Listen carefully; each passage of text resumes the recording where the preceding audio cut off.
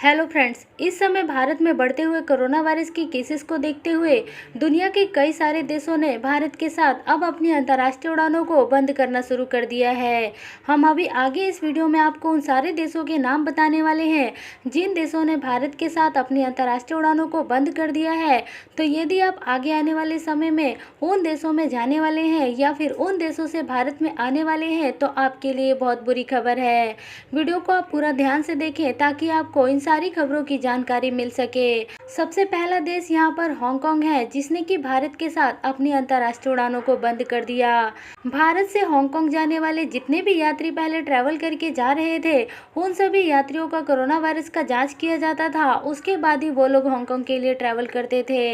लेकिन विस्तारा की एक फ्लाइट में 50 से भी ज़्यादा पैसेंजर्स कोरोना वायरस पॉजिटिव पाए गए, जिसके बाद हांगकांग की सरकार को ये फैसला लेना पड़ा कि वह अपनी अंतर्राष्ट्रीय उड़ानें भारत के साथ 14 दिन के लिए सस्पेंड कर रही है। यानी कि कोई भी भारत का नागरिक अब हांगकांग के लिए ट्रैवल नहीं कर पाएगा और ना ही कोई हांगकांग का नागरिक भारत में आ सकता है। और हांगकांग अपनी अंतर्राष्ट्रीय उड़ानों को भारत के साथ 20 अप्रैल यानी कि बीते कल से बंद कर चुकी है, जो कि ये प्रतिबंध अगले 14 दिन तक ऐसा ही रहेगा। इसके साथ साथ अगला देश यहाँ पर यूके का आ रहा है। यूके ने भी अब अपनी अंतर्राष्ट्रीय उड़ानों को भारत के साथ बंद करने का फैसला ले लिया है, क्योंकि भारत में इस समय कोरोना के केसेस 2,90,000 से भी पार हो चुके हैं।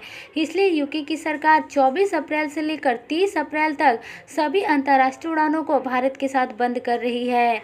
यानी कि जो लोग भी अब यूके के लिए ट्रैवल करके जाने वाले थे, जिन लोगों ने भी अपनी यूके की टिकट की बुकिंग करा रखी थी, वो लोग अब भारत से यूके के लिए ट्रैवल नहीं कर पाएंगे। भारत के साथ साथ यूके ने पाकिस्तान, केन्या, फिलीपींस और बांग्लादेश के लोगों के एंट्री पर भी बैन लगा दिया है।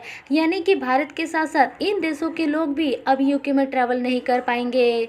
अगला देश यहाँ पर न्यूजीलैंड का आ रहा है।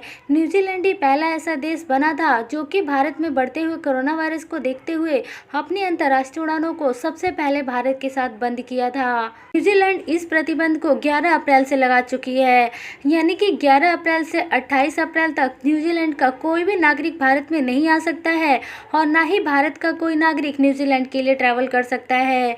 चाहे वो न्यूजीलैंड का ही नागरिक क्यों ना हो, फिर भी वो न्यूजीलैंड नहीं जा पाएगा। अगला देश यहाँ पर फ्रांस का आ रहा है।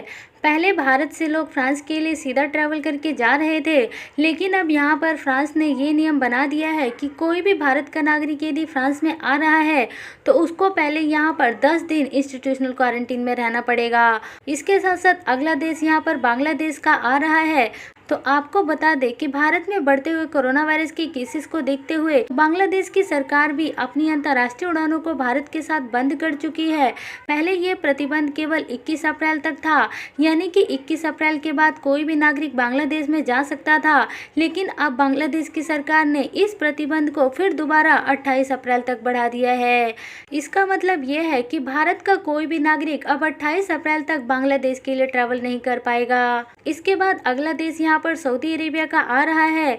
आपको पता होगा कि 17 मई से सऊदी अरेबिया अपनी अंतर्राष्ट्रीय उड़ानों को खोलने की अनाउंसमेंट कर चुकी है, लेकिन सऊदी अरेबिया ने यहाँ पर भारत को रेड लिस्ट में डाला हुआ है, क्योंकि भारत में इस समय कोरोना के केसेस 2,90,000 से ऊपर आ रहे हैं।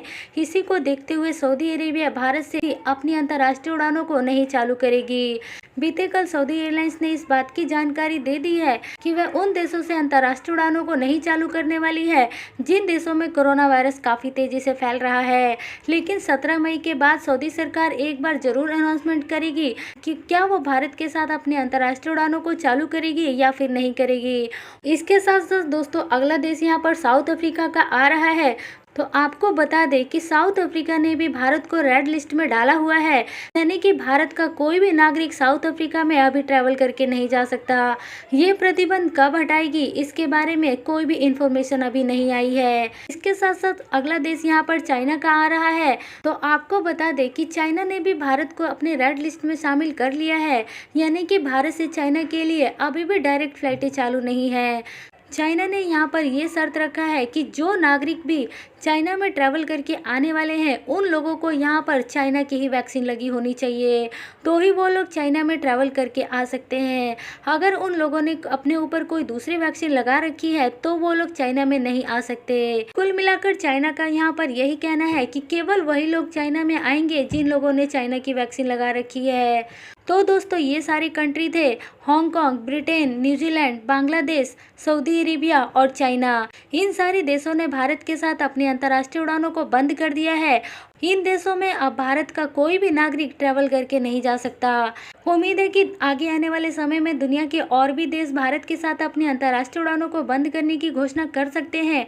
अगर आप एयरलाइन से ट्रैवल करने वाले हैं, एविएशन की न्यूज़ से अपडेट रहना चाहते हैं और ये जानना चाहते हैं कि आगे और कौन कौन से देश भारत के साथ अपनी अंतर्राष्ट्रीय उड़ानों को बंद करने वाले हैं, तो उसके लिए आप इस चैनल को सब्सक्राइब करके रखें, बेल आइकन को दबाकर रखें, क्योंकि इस समय कई सारे देश भारत के साथ अपनी अंतर्राष्ट्रीय उड़ानों को बंद करने की कभी भी घोषणा कर सकते हैं।